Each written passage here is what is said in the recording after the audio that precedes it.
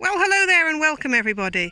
Today we're doing the kajari melon bed, and I practice permaculture, hence you've got all these little things here I'll explain hanging around, all these useful items, and this is my future melon bed. Now this melon bed has got quite a few layers. I don't practice digging as often as possible. I try not to dig. I practice layering and mulching and giving to the soil. So let me show you what this bed has on it already.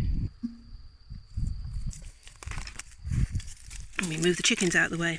Now this bed started off with branches, sunflower stalks, manure, weeds, grass cuttings, etc. And there's a big pile of mulch I've just made with my ride-on lawnmower. So let me show you some of the things in detail. Now my best friend is my ride-on lawnmower. That is just great for getting cuttings of lawn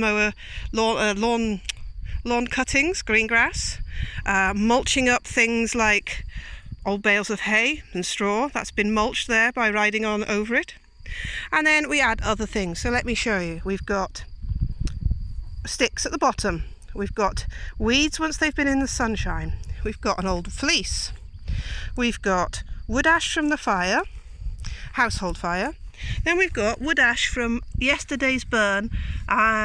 This is just brash and branches of trees that I put out before it had finished, so I've got some content of charcoal in that and the sticks burnt. We've got chicken manure. We've got weeds. We've got some old eggs that failed on the incubator. We've got the compost. Now at the moment my household compost doesn't go to pigs, doesn't go to the garden, it goes to my new pets in the wormery. Then we've got here, let's have a look. We've got clippings from the dog. Sissy very generously gave her fur. Let me find Sissy. Hi Sissy! Sissy's not quite finished. She's a Chinese crested powder puff, aren't you? And she's donating her coat to the cause. And then we've got, see what this is? This is nail clippings or hoof trimmings from the horse. Now this can be very good for dogs to chew on. I've been told by an old farrier, that they would use this as a worming dose, but it's an organic substance. It's come from the ground, it's come from animals, so it's fine to go into the compost layering bed. Then we've got here, hair from the horses, groomings. That's absolutely fine. You might think, why have I got a pile of old bones? Well, when we butcher an animal and the dogs get bones to chew on, when they're finished, all the bones get put into a big box. There's all sorts in here.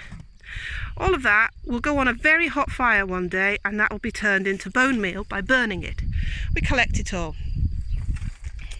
As I said, failed eggs and some weeds, and lastly, horse manure. Now this would seem to be a good thing to add, but not if what you're after is like I am. I'm after a lot of microbial life in my pile. Now this we cannot use because we've just wormed the horses. That will kill any life in your soil, so that must not now go on. All this is collected off the field after the worming. For about a week we will collect it all, and that will be removed from site and not anywhere near our gardens, because we don't want to kill any organisms on our lovely melon bed to be. We've got over here manure, lucerne hay and cow muck. And then, hello chicken, they're just waiting to dive in. They know what I'm up to. That is all the winter's wood ash stored from the fire. That will need sieving and putting on here.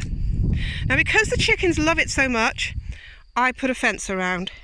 So they can fuss in there, they can dig, but they can't throw it out everywhere. So let's have a go at putting some layers on. I'm going to hand the camera over to Lily, and Lily's going to show you what I do. So the first thing I'm going to put on here, we've only sadly got one sheep's fleece, so that can go on there. We'll put it a little bit further in so that the dogs don't find it interesting and try and sleep on it. Next we've got some of the dog's fluff. That can go on.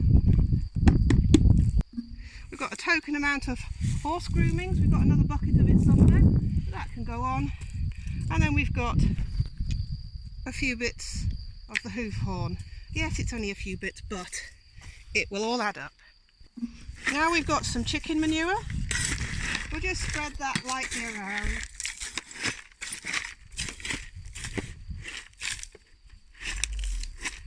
That's high in nitrogen and should help break down some of the other layers. There might be a few bits of sweet corn in it.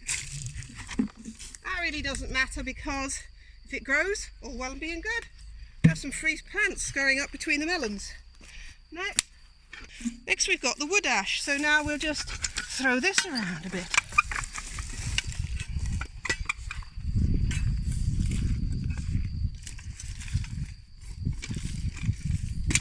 Lovely messy job. I prefer to do this in the rain normally. Now we're doing half the bed, because the other side we'll do a bit more later too. Now we've only got a few token weeds because it's early in spring, but we'll throw a few weeds around. You know what, I feel guilty doing this. Come with me, press pause and we'll go. I know someone else is going to much prefer eating this. Chickadees, chickadees. There you go, so there you get that. They love chickweed, so why would I put that on my compost bed? And anyhow, they're going to turn it into compost on this bed. This is going to be my potato bed. Now this is going to be interesting. Are they going to explode? These are old incubator eggs that failed. So I'm going to pop them from a distance. They don't burst when you want them to. If I didn't want them to burst on me, there you go, they would. Let's just smash those up.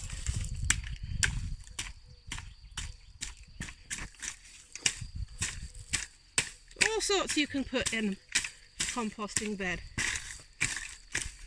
There we go. Now we've got the cow manure. We'll layer some of that on. Oh, cow manure, rotted lucerne. Oh, it's quite wet. So it's quite heavy being wet. And we'll just keep layering that on. Oh. I'm trying to layer it so it's square at the sides. And also what I try and do is put a dry layer on top of something smelly. So I'll just carry on putting this manure on. So I'm just going to square it off, not compact it too much, but just make it ready to receive the next layer. And as this is a smelly layer, the next one's going to either be mulch straw or some greenery, some grass. Today it's mulch straw. So we're just going to top it off. This will stop the chickens being so interested in it as well. It will get rid of the smell, and it will, oops, there's a bit of wood, make it just all much nicer and sweeter to leave till the next layer goes on.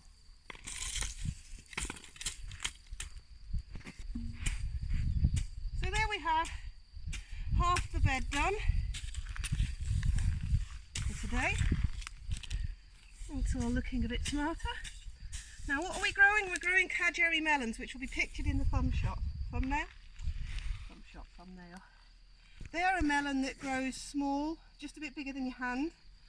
They're stripy, green, yellow and white. They last for 6 months, so they're ideal for a smallholder who wants some summertime sunshine to eat in the winter time, because they'll last 6 months on the shelf. So we're giving them a really enriched bed. This is day 1, and hopefully you'll stay with us and you'll see the next day when we'll be planting them. At the moment they're all in compost, waiting to grow. And hello chicken, can you see the chicken? She's already going to work, cleaning up for me. So please stay with us, subscribe, like, share, go on, be a devil and comment, because I like to know you're there. Follow us, we'll show you how the melons grow. Will it work this year, or will they be a failure? Let's see. Bye everybody.